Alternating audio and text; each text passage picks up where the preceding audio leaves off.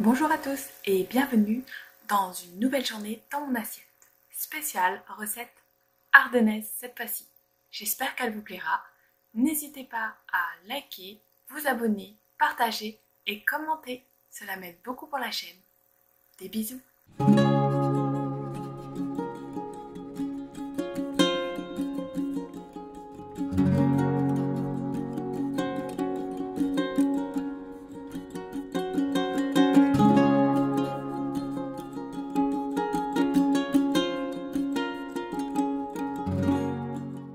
Pour cette recette, après avoir traîné un peu sur Instagram, j'ai trouvé qu'on pouvait faire des dattes farcies enrobées de chocolat. Donc, on va réaliser cette recette pour le petit-déj. Vous aurez besoin de dattes qu'on va dénoyauter, de chocolat que l'on va faire fondre. À vous de voir si vous le faites fondre au bain-marie ou au micro-ondes, avec une petite lichette d'eau en dessous. Et du topping de votre choix pour mettre à l'intérieur. Ici on a du spéculoos et du peanut butter.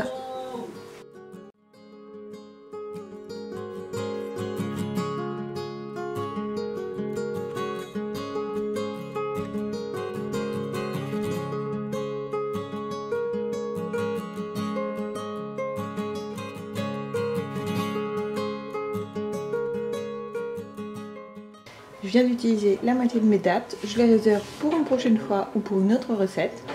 Maintenant, on va fourrer les dattes de beurre de cacahuète ou de spéculoos.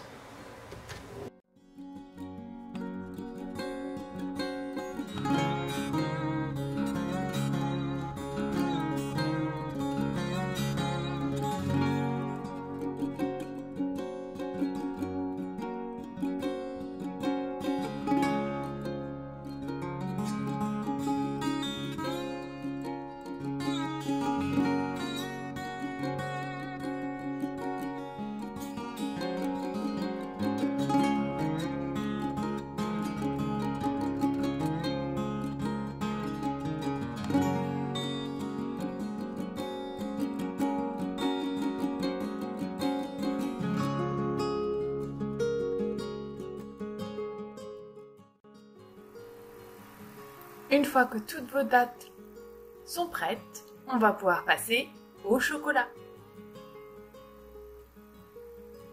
Je fais fondre mon chocolat, je reviens. Et voilà, le chocolat est fondu. J'y ajoute un peu de crème pour le rendre plus liquide.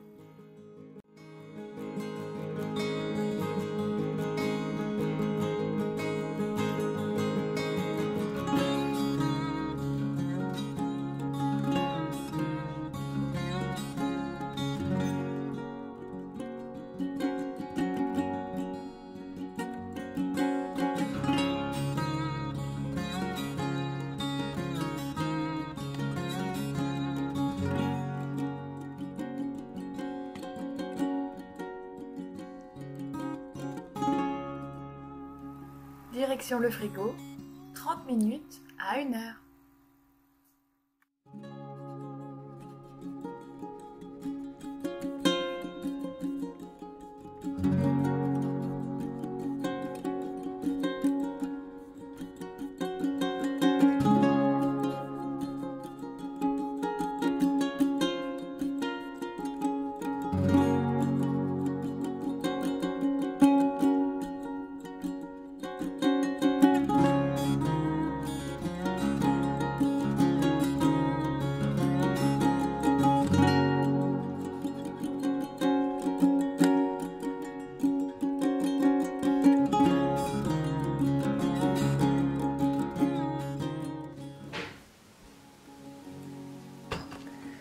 Pour cette recette, vous allez avoir besoin de pommes de terre.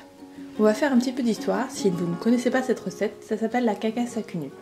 C'est une recette ardennaise. Elle est plutôt simple, on l'appelle la recette du pauvre, car à l'époque, elle était utilisée pendant les temps de famine, pendant la guerre, la Première Guerre mondiale, car ça a été très difficile à cette période de pouvoir se nourrir. Du coup, la cacasse à cul nu pouvait se faire tout simplement avec des pommes de terre et quelques autres ingrédients. Puis, quand ils avaient un peu plus d'argent, ils y rajoutaient du lard et de la saucisse. Ici, on va la faire traditionnelle, comme la recette dite des pauvres. Donc il vous faudra beaucoup de pommes de terre qu'on va éplucher. Je vais vous épargner ça parce que ça va prendre beaucoup de temps. Voilà, les pommes de terre sont coupées en moyens gros morceaux, ça suffit. Par contre, il ne faut pas les laver une fois que vous les avez coupées. Il faut les laver avant avec la peau parce que l'amidon de la pomme de terre, une fois que vous l'avez coupée, va aider pour la sauce. Il vous faudra aussi 2 gros oignons coupés en fines lamelles, 3 gousses d'ail et mes 3 gousses d'ail coupées en 2. Et pour les condiments, il vous faudra un peu d'huile neutre, du thym et du laurier, du sel et du poivre, un petit peu d'arôme magique. Je trouve que ça apporte un petit goût en plus, c'est pour ça que je le rajoute souvent dans mes recettes. Un peu de levure de bière. À l'époque, il n'en avait pas, mais je trouve que ça rajoute aussi quelque chose dans le goût. Environ 2 à 3 cuillères à soupe pour faire le roux et une cuillère à café ou peut-être à soupe, à voir avec le résultat et le goût, de moutarde. Voilà ce qu'il en est pour les condiments. On va passer à la recette. Je commence par un peu d'huile et j'y fais revenir les pommes de terre avec un peu d'arôme magique et un peu de thym et de laurier.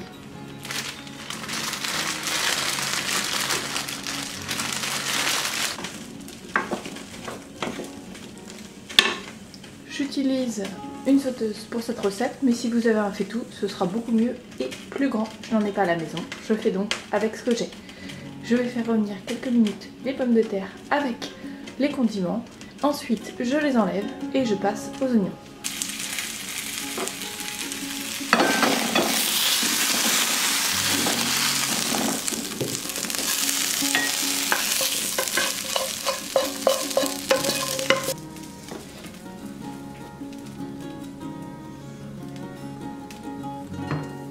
Les oignons.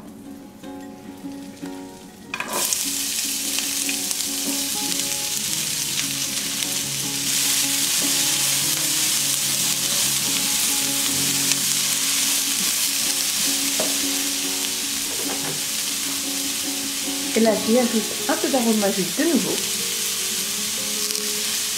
du sel,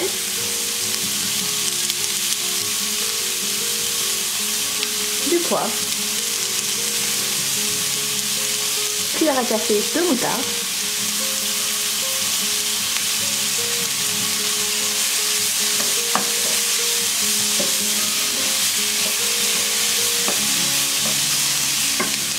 une fois que les oignons sont bien grillés, comme ceci, on va pouvoir ajouter la paille. 2 bonnes cuillères à soupe, ce sera très bien.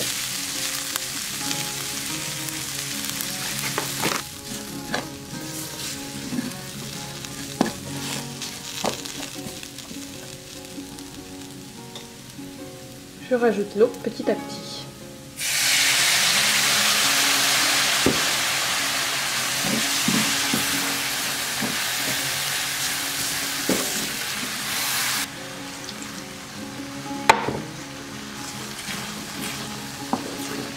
Pour l'eau, j'ai mis l'équivalent d'un grand verre à côté.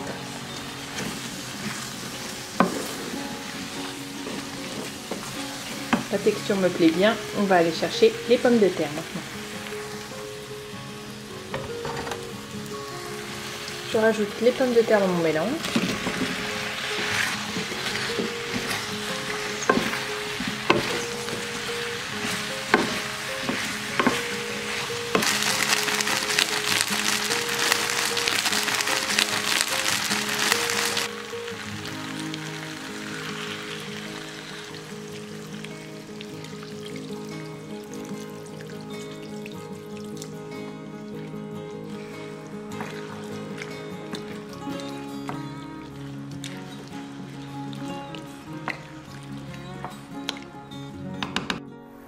Laissez cuire 40 à 45 minutes à feu doux en remuant de temps en temps. Je pense que la cuisson est bien, en tout cas le résultat me plaît beaucoup. On va juste planter un couteau histoire d'être sûr. Impeccable. C'est super doux. Ça rentre easy dedans. Et là, on a une belle compotée. C'est parfait. Bon, on se retrouve après pour la dégustation.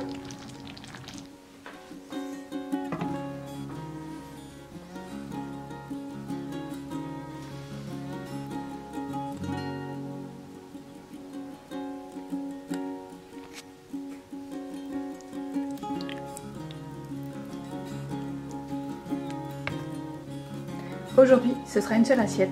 Je mange toute seule ce midi.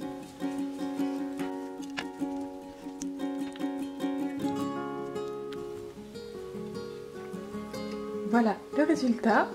Et voilà la tentative de Kéro. Bonjour madame. Donc voilà le résultat. On va se régaler. Et puis je vais remettre quelque chose dessus, histoire que madame n'aille pas en piquer un morceau.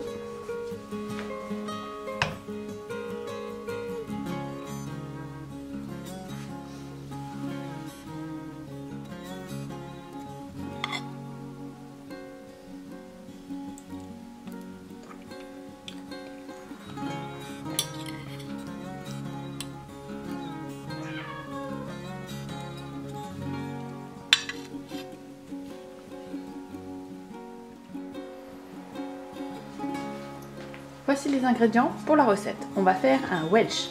Le Welsh est une recette ardennaise typique. Du coup, je vais essayer de la véganiser avec tous ces ingrédients. On va faire au mieux, c'est la première fois que je teste. On va le faire ensemble et découvrir si ça marche. Voici un faux fromage fumé. Normalement, on utilise du cheddar, mais je n'ai pas trouvé de cheddar vegan. Je vais prendre aussi des tranches champignons et pois pour remplacer le jambon. Un peu de crème, je pense que ça ira mieux dans le mélange avec le fromage, car il va falloir le faire fondre.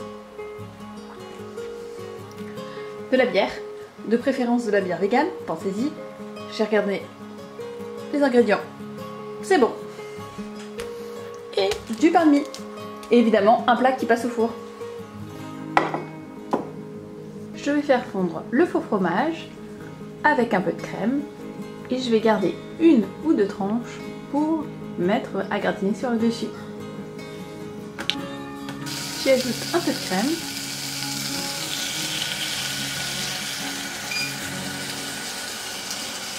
Je dirais environ un quart de la brique.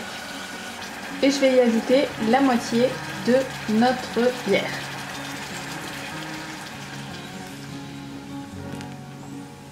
Évidemment, tout ça se fait à feu doux.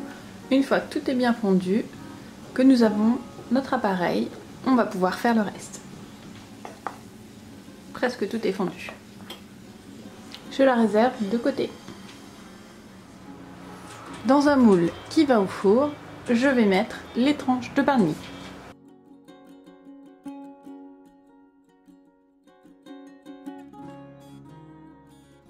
Je les imbibe d'un peu de crème.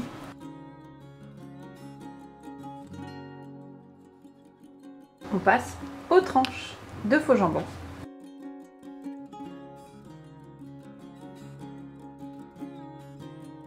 Puis je recouvre de nouveau de pain de mie.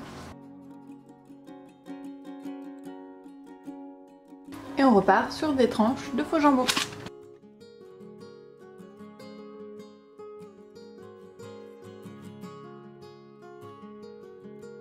Voici ma sauce fromagère et bière.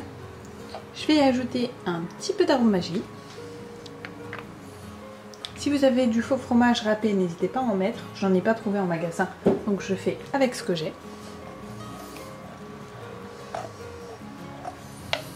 Et on va y ajouter de la levure maltée.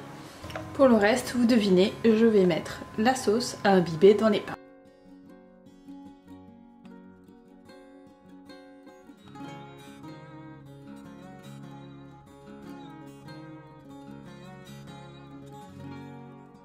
Pour terminer, je remets un peu de faux fromage que j'avais mis de côté sur le dessus.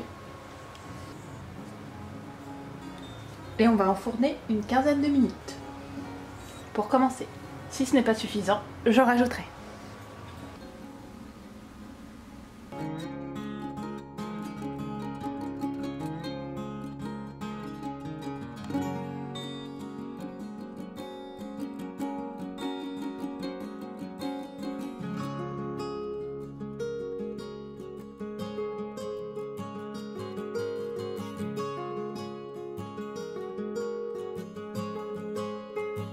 La vidéo se termine.